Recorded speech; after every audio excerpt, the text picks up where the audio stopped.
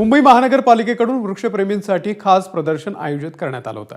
मुलुंडमधल्या doctor Chintaman Dwarkanath Deshmukh उद्यानामध्ये विविध झाडं, फुलं, फळं आणि भाज्यांचं प्रदर्शन भरवण्यात आलंय। यंदाच्या वर्षी जलचर प्राणी अशी थीम या ठिकाणी असल्यानं फुलांद्वारे विविध प्राणी साकारण्यात आलेले आहेत। आमदार मिहिर कोटेचा यांच्या हस्ते या प्रदर्शनाचं उद्घाटन पार पडलं। हजारोंच्या संख्येनं पर्यावरणप्रेमी या प्रदर्शनामध्ये भेट देत आहेत। आढावा घेतलाय प्रशांत बढे यांनी। मुंबई महानगरपालिकेतर्फे वृक्ष प्रेमींसाठी एक पर्वणीच मुलुंडमध्ये आयोजित करण्यात आलेले आहे।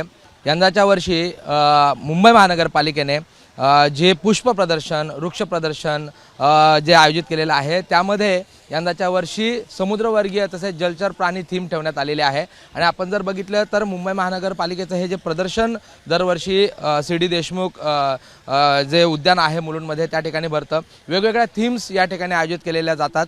त्यामध्ये यंदाच्या वर्षी हा समुद्रचर जे जलचर प्राणी आहेत त्यांची थीम ठेवण्यात आलेली आहे, कारण 3 एप्रिल रोजी जो जलचर प्राणी दिवस आहे तो साजरा केला जातो आणि ती थीम या ठिकाणी ठेवण्यात आलेली आहे। आपण जर बघितलं त्या ठिकाणी स्टारफिश तयार करण्यात आलेले आहेत फुलांपासून, त्याचबरोबर ऑक्टोपस असेल, मगर या ठिकाणी बनवण्यात आलेली आहे सुंदर फुलांपासून।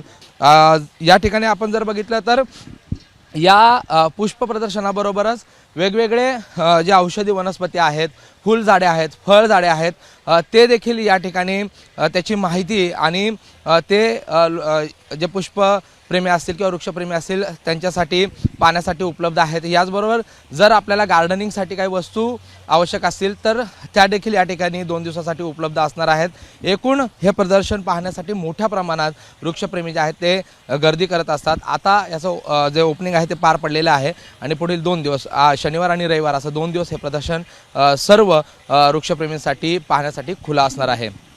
कॅमेरा पर्सन अरविंद वारगेचा प्रशांत बडे, एबीपी माझा, मुंबई। एबीपी माझा, उघडा डोळे बघा नीट।